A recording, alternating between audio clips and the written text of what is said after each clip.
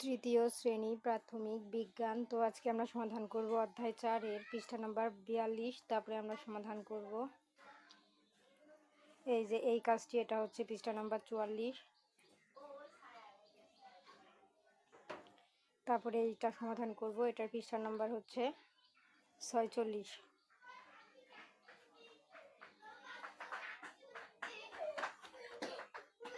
তারপরে এই ঘরের কাজটি সমাধান করব, এটার পৃষ্ঠা নাম্বার হচ্ছে 50।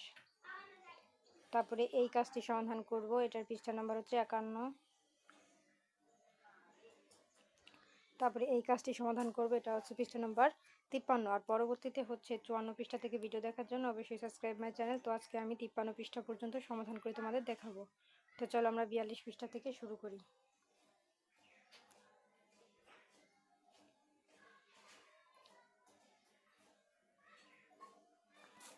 এই যে দেখো 42 পৃষ্ঠাতে আমরা চলে এসেছি। তো চলো আমরা সমাধান করি। দেখো এখানে কি লেখা আছে। 1 নাম্বার লেখা আছে নিচের ছকের মতো খাতায় একটি ছক তৈরি করি। তো এরকম একটা ছক তৈরি করবা। 2 নাম্বারে বলেছে ফু দিয়ে বেলুন ফোলায়, বেলুনের আয়তন কি পরিবর্তন হচ্ছে তা লক্ষ্য করি এবং ছকে লিখি। 3 নাম্বারে বলেছে চুপসানো ফুটবলটি কেমন ভারী তা হাতে নিয়ে দেখি। তারপর দেখো 4 নাম্বারে বলেছে পাম্পের সাহায্যে বলটিতে বাতাস ভরি, বাতাস ভরার পর বলের ওজন ও আয়তনের পরিবর্তন হয়েছে কিনা লক্ষ্য করি। ঠিক আছে, তো চলো আমরা উত্তরগুলো দেখি। এই দেখো বাতাস ভরলে কি হয় আর ফলাফল। এখানে বলেছে বেলুনের আয়তন কি বেড়ে যায়, ফলাফল কি হবে এর মধ্যে লিখবো। আর ফুটবল কি ভারী হয়, মানে বাতাস ভরলে কি ফুটবল ভারী হয়, সেটা উত্তর আমরা এর মধ্যে লিখবো। চলো প্রত্যেকটা উত্তর আমরা দেখে নিই। এই যে দেখো উত্তর, বেলুনের আয়তন কি বেড়ে যায়, উত্তর হবে হ্যাঁ, বেলুনের আয়তন বেড়ে যায়। তারপরে ফুটবল কি ভারী হয়, মানে বাতাস ভরলে কি ফুটবল ভারী হয়, উত্তর হবে হ্যাঁ, ফুটবল পূর্বের চেয়ে ভারী হয়। তারপরে ফুটবলের আয়তন কি বাড়ে, এই যে বাতাস ভরলে কি ফুটবলের আয়তন বাড়ে, উত্তর হবে হ্যাঁ, ফুটবলের আয়তন বাড়ে। তো এই ছিল উত্তর। তো দেখো আমাদের এটা উত্তর কিন্তু কমপ্লিট। এখন আমরা স্কোর করে নিচে চলে যাব।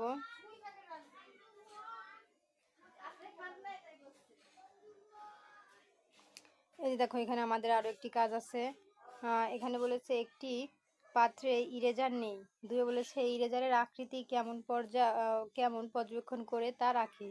3 বলেছে এখন ইরেজারটিকে বিভিন্ন পাত্রে নিয়ে পর্যবেক্ষণ করি। 4 বলেছে ইরেজারটির আকৃতি কোনো পরিবর্তন হয়েছে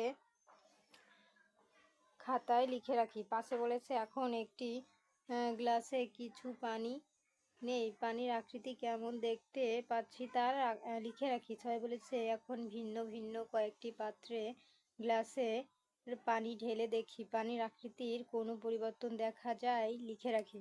তো চলো আমরা উত্তরটি দেখে লিখি। দেখো এখানে পর্যবেক্ষণ পাত্র 1 পাত্র 2, আর এখানে মন্তব্য লিখতে হবে। ইরেজারের পাত্র 1 পাত্র 2 এখানে লিখতে হবে, আর মন্তব্য এখানে লিখতে হবে। আর পানির এই ঘরে লিখতে হবে, এই ঘরে, আর এখানে মন্তব্য লিখতে হবে। তো চলো আমরা উত্তরটি দেখে নিই।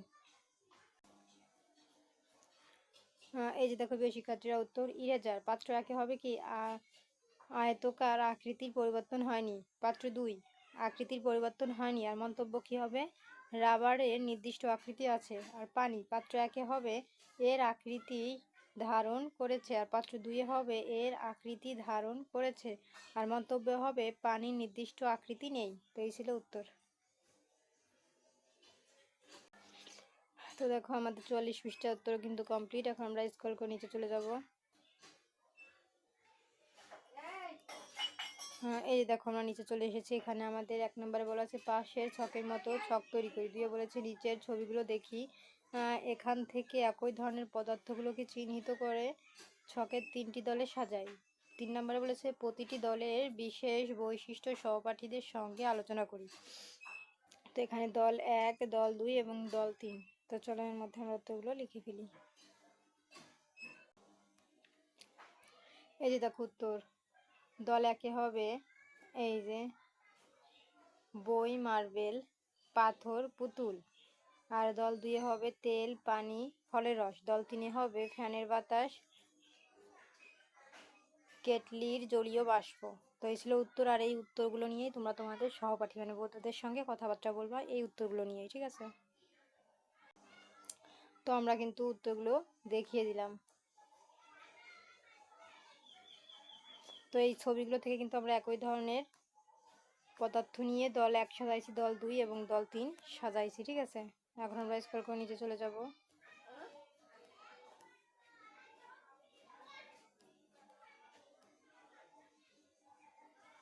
তো দেখো এখানে পৃষ্ঠা নাম্বার হচ্ছে আমাদের 50। তো 50 পৃষ্ঠা এখানে আমাদের কি লেখা আছে, তাকে বলেছে পাশের ছকের মতো একটি ছক আগেই। 2 নম্বরে বলেছে নিচের ছবিতে দেওয়া কঠিন পদার্থগুলো ধরে দেখি এই পদার্থগুলো ধরলে অনুভূতি কেমন হয় তা সহপাঠীর সঙ্গে আলোচনা করি। 3 নম্বরে বলেছে প্রতিটি পদার্থের এমন কি বৈশিষ্ট্য আছে যা বাকি পদার্থগুলোতে নেই, সহপাঠীর সঙ্গে আলোচনা করে ছকে লিখতে হবে এর মধ্যে। 4 নম্বরে বলেছে প্রতিটি পদার্থের বিশেষ একটি কাজ বা ব্যবহার লিখি। তো আমাদের একটি করে এখানে বস্তুর নাম লিখতে হবে, এই যে এখান থেকে, হ্যাঁ এই যে এখানে আমাদের বস্তু আছে, এই যে এই বস্তুর থেকে আমাদের এখানে বস্তুর নাম লিখতে হবে আর তাদের বৈশিষ্ট্য এখানে লিখতে হবে আর তাদের কি কি ব্যবহার করা হয় তাদের দিয়ে সেগুলো এখানে লিখতে হবে। চলো তো ওগুলো দেখে নিই। এই যে দেখো প্রিয় শিক্ষার্থীরা উত্তর, বস্তুর নাম পেন্সিল, এটার বৈশিষ্ট্য কি, এটি ভঙ্গুর আর এটি ব্যবহার কি, ছবি আঁকতে ব্যবহৃত করা হয়। তারপরে আছে রাবার, এটার বৈশিষ্ট্য কি, এটা কিন্তু নরম আকৃতির হয়, ঠিক আছে। আর এটার ব্যবহার কি হবে, পেন্সিলের লেখা মুছে ফেলা। আর কাগজ, এটার বৈশিষ্ট্য কি হবে, ভাঁজ করা যায়। আর এর ব্যবহার কি হবে, লেখার কাজে ব্যবহৃত হয়। তারপর আছে প্লাস্টিকের জগ, আর এটার বৈশিষ্ট্য কি, শক্ত ও নমনীয়। আর এটার ব্যবহার কি হবে, খাবার পানি রাখা হয়। তারপর আছে বিভিন্ন ধাতব বস্তু, এটার বৈশিষ্ট্য কি হবে, আঘাতে ঝনঝন শব্দ করে। আর এটার ব্যবহার হবে রান্নাঘরে বিভিন্ন কাজে ব্যবহৃত হয়। তারপর হবে মোম, এটার বৈশিষ্ট্য কেমন হবে, তাপ দিলে সহজে গলে যায়। উত্তর হবে আলোর উৎস হিসেবে ব্যবহৃত হয়। তো এই ছিল আমাদের সমাধান। তো দেখো আমাদের এটার উত্তর কমপ্লিট। এখন আমরা স্ক্রল করে নিচে চলে যাব। এই যে 51 পৃষ্ঠায় আমাদের এখানে কি আছে, এখানে আছে ডান দিকের দেখানো ছকের মতো খাতায় একটি ছক তৈরি করি। তো এখানে এরকম একটা ছক আমাদের তৈরি করতে হবে খাতায়। আর 2 নম্বরে বলেছে নিচে দেখানো ছবিগুলো পদার্থগুলোকে চুম্বক দিয়ে স্পর্শ করি। মানে নিচের এই পদার্থগুলোকে আমরা কি করবো, যে ছবি দেওয়া আছে এগুলো আমরা কি করব, এই যে দেখো চুম্বক দিয়ে, এগুলো চুম্বক দিয়ে স্পর্শ করব, মানে ছুব। 3 নম্বরে বলেছে কি ঘটেছে লক্ষ্য করি, মানে এগুলো স্পর্শ করার পর আমাদের কি ঘটেছে সেগুলো আমরা দেখব। 4 নম্বরে বলেছে পর্যবেক্ষণের ফলাফল ডান পাশে ছকে লিখি, মানে এগুলো আমরা ধরলে কি হয় সেগুলোকে আমরা পর্যবেক্ষণ করেছি, মানে দেখেছি, সেগুলোকে আমরা এর মধ্যে লিখব, ঠিক আছে। তো দেখো এখানে আমাদের কি বলেছে, চুম্বক যে পদার্থগুলোকে কাছে টানে, মানে চুম্বক যে পদার্থ এর মধ্যে থেকে কোন পদার্থগুলোকে কাছে টানে সেগুলো লিখবো। আর চুম্বক যে পদার্থগুলোকে কাছে টানে না, মানে এর মধ্যে থেকে ছবিগুলোর মধ্যে থেকে যে পদার্থগুলোকে কাছে টানে না সেগুলো আমরা এর মধ্যে লিখবো। যেমন ধরো এই যে দেখো এখানে আছে মগ, এটাকে কি চুম্বক কাছে টানে, টানে না, তাহলে এটাকে আমরা এই ঘরে লিখবো। তারপরে এই যে লোহা, এটাকে কিন্তু চুম্বক কাছে টানে, তাহলে আমরা এই ঘরে লিখবো। তারপরে খাতা, এটাকে কি চুম্বক টানে কাছে টানে না, তাহলে এটা এই ঘরে লিখবো। তো চলো কোনগুলো কাছে টানে আর কোনগুলো কাছে টানে না আমরা এখান থেকে ছবিগুলো দেখে এই ঘরের মধ্যে লিখে ফেলি। এই যে দেখো প্রিয় শিক্ষার্থীরা উত্তর, চুম্বক যে পদার্থগুলোকে কাছে টানে, এই দেখো সেফটি পিন, সেফটি পিন কিন্তু চুম্বক স্পর্শ করার সাথে কাছে টেনে ফেলে। তারপর লোহার টুকরো, এটাও কিন্তু কাছে টানে, আমরা কিন্তু নিচে যে ছবি দেওয়া ছিল বইতে ওই ছবি থেকেই নিয়েছি। তারপর জানালার গ্রিল, এটা কিন্তু একটা রড আকারে, এটাও কিন্তু চুম্বক কাছে টানে। তারপরে যে যে চুম্বক যে পদার্থগুলোকে কাছে টানে না সেগুলো আমরা এই ঘরে লিখবো। যেমন কাগজ, এটাকে কিন্তু চুম্বক টানে না। তারপরে প্লাস্টিকের মগ, এটাকেও কিন্তু টানে না। তারপরে মাটি, এটাকেও কিন্তু চুম্বক কাছে টানে না, তাহলে যেগুলোকে টানে না আমরা এই ঘরে লিখে ফেললাম।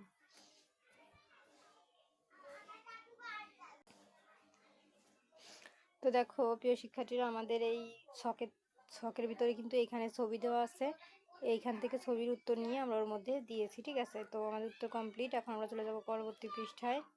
এই দেখো 53, এটা আমাদের লাস্ট পৃষ্ঠা সমাধান করব। এখানে আমাদের 1 নম্বরে বলেছে পাশের ছকের মতো একটি ছক আঁকি, তো এরকম একটা ছক আঁকবা। 2 নম্বরে বলেছে পরের ছবিতে দেওয়া বস্তুগুলো দেখি এগুলো ব্যবহারের সময় কি সমস্যা হতে পারে। আর 3 নম্বরে বলেছে সমস্যা এড়ানোর জন্য কি করতে হবে তা সহপাঠীর সাথে আলোচনা করে লিখতে হবে এর মধ্যে, ঠিক আছে।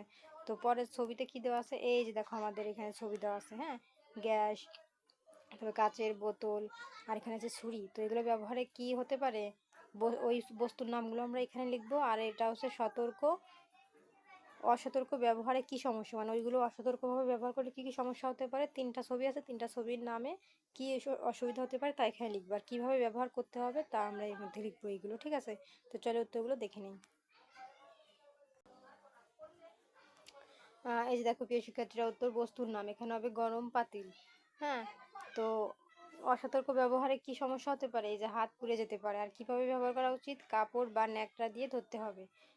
তারপরে কি ছিল আমাদের? কাঁচের পাত্র ছিল কিন্তু। তো কাঁচের পাত্র অসতর্কভাবে ব্যবহারে কি সমস্যা হতে পারে? ভেঙে যেতে পারে। আর কিভাবে ব্যবহার করতে হবে? ভালোভাবে ধরতে হবে যেন পড়ে না যায়। তারপরে ছিল কি? ধারালো ছুরি। এটা অসতর্কভাবে ব্যবহার করলে কি হতে পারে? খোঁচা লেগে কেটে যেতে পারে।